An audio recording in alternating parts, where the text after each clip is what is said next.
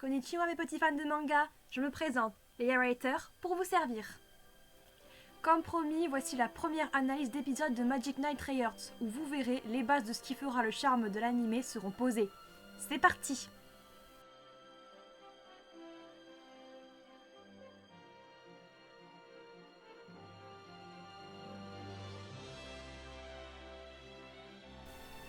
Le premier épisode commence sur une jeune fille qui est en train de prier et de pleurer en même temps dans ce qui semble être une fleur sous-marine.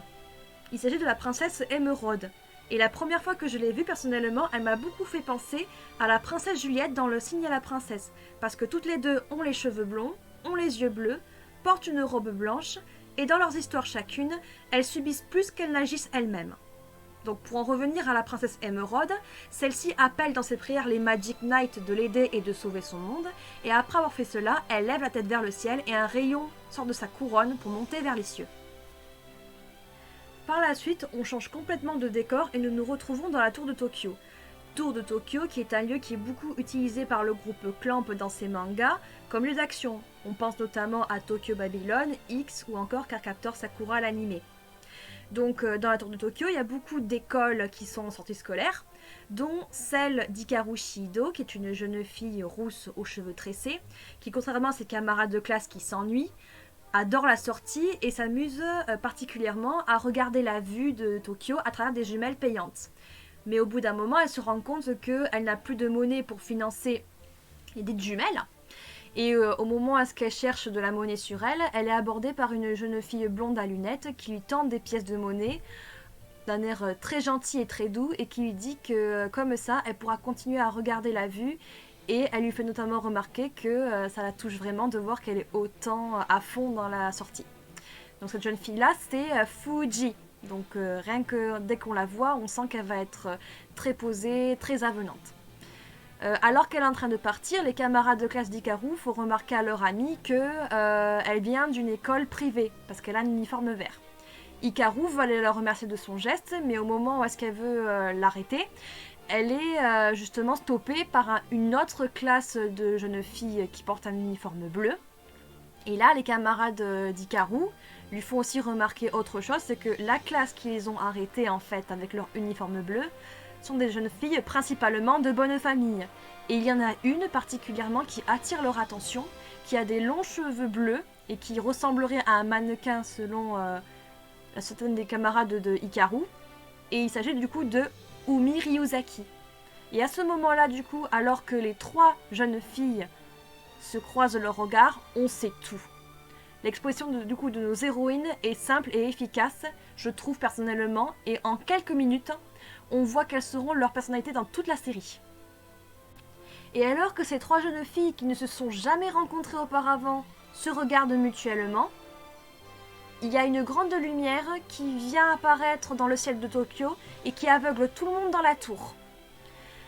Il n'y a que nos trois héroïnes qui voient dans ce halo de lumière la jeune fille qu'on avait vue au tout début de l'épisode et qui en pleurs leur demande de sauver son monde en les appelant Magic Knight.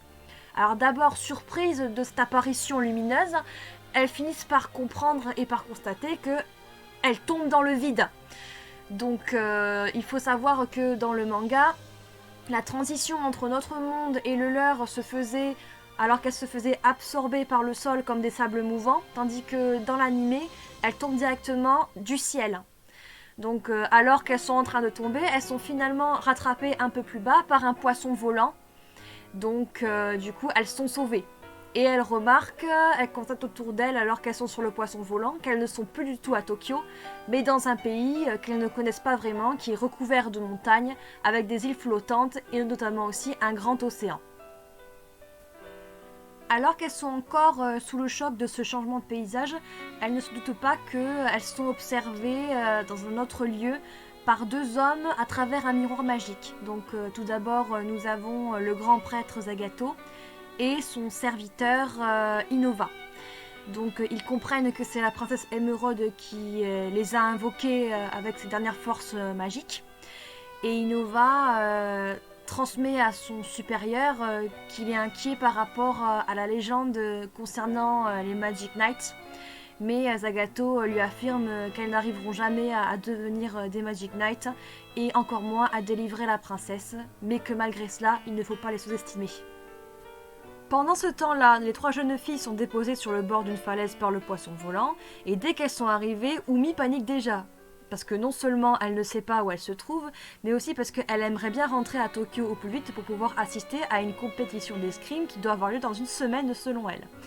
Mais Hikaru, qui reste énergique et positive, propose comme idée de se présenter chacune mutuellement afin de pouvoir détendre l'atmosphère. Ce que Fu accepte avec grand plaisir, car elle leur fait remarquer que, ayant été les seules à avoir été téléportées dans ce monde et ne sachant pas quand est-ce qu'elles vont pouvoir rentrer un jour à Tokyo, l'idée est excellente justement de pouvoir se présenter chacune mutuellement afin de pouvoir faire connaissance. Donc Umi accepte avec réticence, mais elle se présente quand même. Fu fait la même chose par la suite. Et enfin, Hikaru se présente en disant qu'elle a 14 ans. Et ses camarades Umi et Fu font une de ses têtes en apprenant que elle qui paraît si petite et si gamine fait leur âge. Ce que Hikaru prend moyennement bien. Sympathisant encore quelques minutes avec le poisson volant, elle remarque alors que celui-ci disparaît et a été rappelé grâce à la magie par un jeune homme non loin d'elle. Il s'agit du maître Clef, qui leur indique qu'il sera leur guide et les informe qu'elles ne peuvent pas actuellement retourner à Tokyo, pas avant d'avoir sauvé Sephiroth. Du côté des méchants, Zagato et Innova se sont rassemblés dans une sorte de cénacle avec des cascades d'eau, où se retrouvent également d'autres sbires à eux. Donc il leur annonce que la princesse Émeraude a fait appel au Magic Knight pour venir la sauver, mais le grand prêtre leur fait comprendre qu'ils ne doivent pas être inquiets concernant leur puissance, mais qu'il est plutôt inquiet, on va dire soucieux, par rapport à la présence de Clef à leur côté. C'est pour ça qu'il fait envoyer une de ses sbires nommée Alcyone, qui est une grande magicienne, pour pouvoir les arrêter. Ensuite, nous revenons vers notre trio d'héroïnes qui est en pleine discussion avec Clef. Donc on remarque que Umi le prend de haut parce qu'il a une apparence gamine, mais en réalité il leur montre qu'il est un puissant magicien, notamment en tuant une créature qui allait les attaquer. Puis il leur explique que la princesse Émeraude qui gouverne ce royaume, qui s'appelle Sephiroth, les a fait venir ici parce qu'elle est retenue prisonnière par son grand prêtre, le grand prêtre Zagato, qui était chargé du coup de la seconder dans le maintien du pays.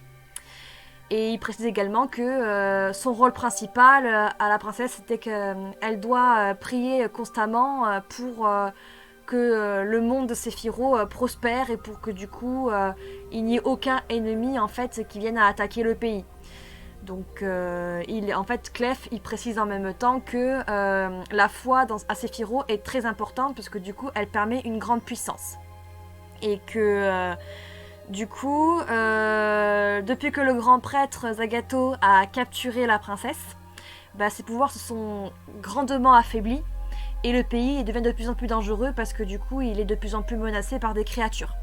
Donc, et que du coup pour que le pays redevienne comme avant, Hikaru, Umi et Fu doivent devenir des Magic Knight pour pouvoir non seulement sauver la princesse, mais aussi du coup lui permettre de nouveau prier pour ramener le monde de Sephiroth en paix. Donc Umi au départ toujours pareil en train de nier on va dire les faits, on va dire toujours dans son côté un petit peu superficiel. Elle demande à Clef pourquoi on les a appelées elles spécifiquement alors qu'elles n'ont aucun rapport avec ce monde. Et Clef du coup sur un ton dépité, il leur explique aussi notamment qu'avant leur arrivée, beaucoup de chevaliers et de magiciens ont tenté de venir sauver la princesse Émeraude, mais en vain parce que Zagato était très puissant. Après avoir écouté le discours de Clef, on sent que Hikaru est partante d'emblée pour devenir justement une Magic Knight, contrairement à Umi et Fu qui sont beaucoup plus dans la réserve, donc on sent vraiment que Hikaru va être la meneuse du groupe énergique et vive. Clef ajoute encore que pour parvenir à sauver Sephiroth, elles doivent dans un premier temps apprendre à se battre avec des armes évolutives, qu'elles doivent aussi manipuler la magie pour pouvoir ensuite après pouvoir réveiller la garde sacrée. Donc le mage remarque notamment que elles ne savent pas comment utiliser la magie et donc du coup pour leur venir en aide, leur fournit des armures évolutives qui au fur et à mesure qu'elles vont se battre vont devenir plus complètes et plus fortes. Donc après avoir fait cela, il propose justement aux 3 collégiennes de leur enseigner la magie et Hikaru se porte volontaire en première justement pour apprendre à réveiller sa magie en elle.